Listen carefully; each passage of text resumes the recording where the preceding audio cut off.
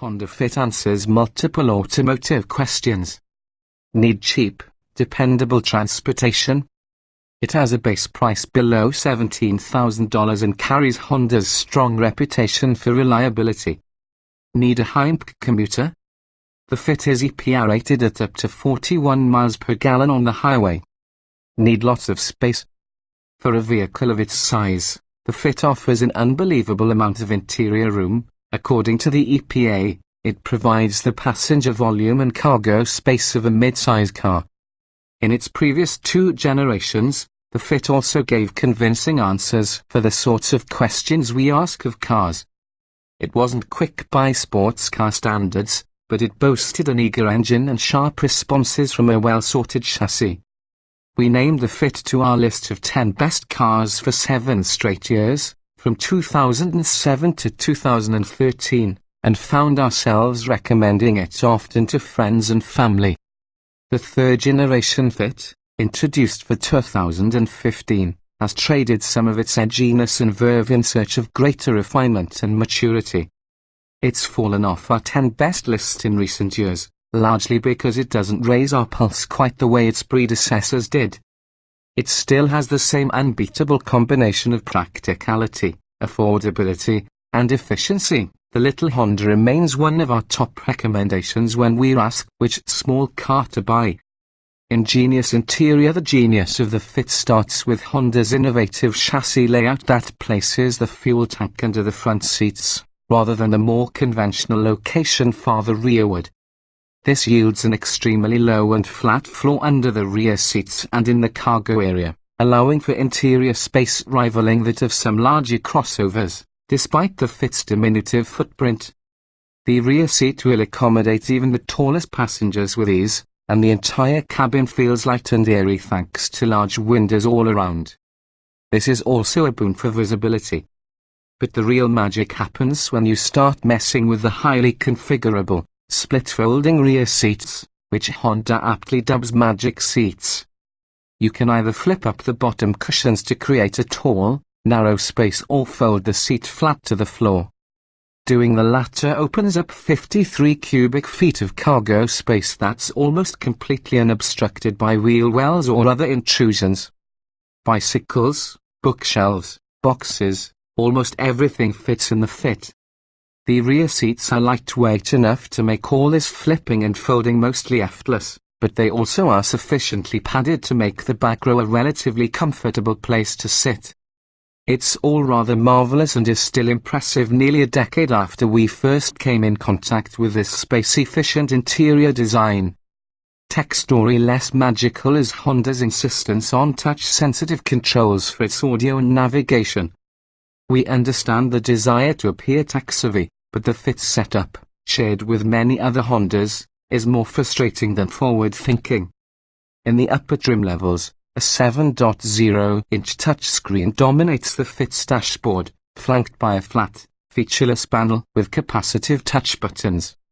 Combine these fussy controls with the confusing menu layout and slow responses, and tasks as simple as tuning the radio or adjusting the volume become onerous and distracting.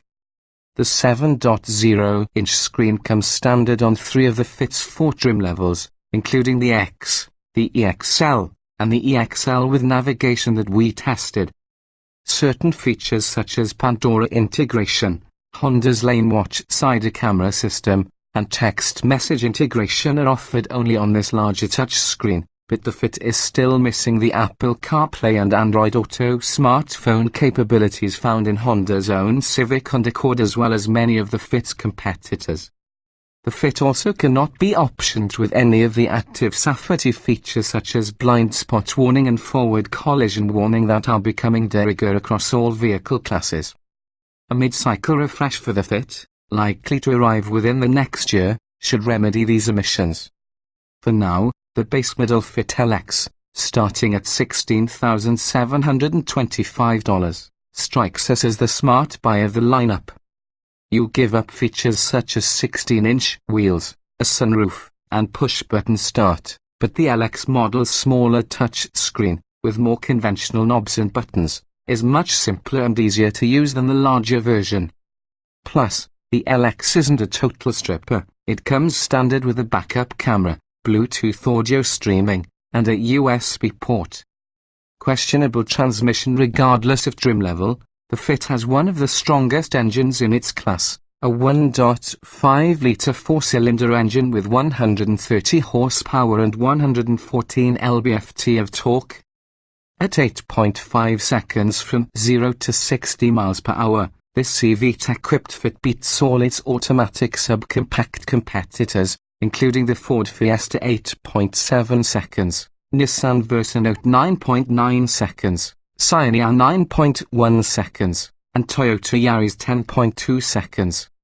But relative quickness doesn't come at the expense of fuel economy, either, as the Fit, at our observed 33 miles per gallon, was more efficient in our hands than all of those rivals save for the miserly Scion, actually a rebadged Mazda 2, which achieved 36 miles per gallon.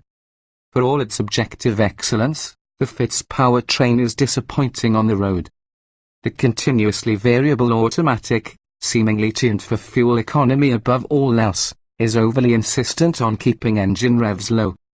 That limits access to the 1.5 litres power peak, which doesn't come on until 6,600 revolutions per minute, making the Fit feel sluggish around town.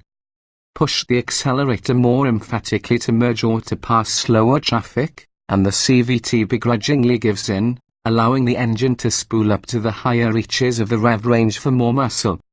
But then the little four-cylinder drones noisily and reveals its buzzy, unrefined character. At least the CVT enables quieter freeway cruising once you're up to speed. Its gearing is taller than that of the Fit's 6-speed manual transmission standard on LX and X models, which spins the engine at 4,000 revolutions per minute at 80 miles per hour, making road trips somewhat taxing. Some drivers might not mind trading the manual Fit's increased fun factor and improved performance. It's 0.5 seconds quicker to 60 miles per hour than the CVT model for the automatic's more relaxed demeanor. But we'd certainly choose the stick, especially given the $800 premium for the automatic. Like we said before, it's best to keep the Fit closer to its cheap, cheerful roots, in contrast to our $22,000, automatic-equipped, leather-lined test car. Not as sharp as it used to be, the Fit's handling was once in a class of its own, but that's no longer the case. Many other subcompacts, including Chevrolet's Sonic, Ford's Fiesta, and Scion's ER, have more playful chassis dynamics and offer more grip on the skid pad than the Fit's 0.80 grams. The Honda's 184-foot braking distance from 70 miles per hour is also mid-pack for its competitive set. Despite this, the Fit continues to be a pleasant small car to drive. Its ride quality is satisfyingly firm but avoids the impact harshness of the previous generation Fit, and its light steering combines with great visibility to make it eminently maneuverable around town. Many buyers will be happy to compromise sportiness for these sorts of attributes, but we can't help but miss the sharper responses and more eager demeanor of the Fit's predecessor.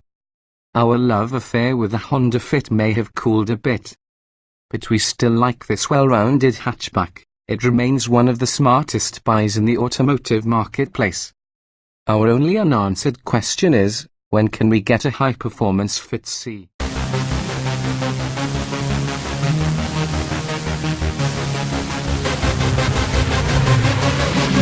Yeah.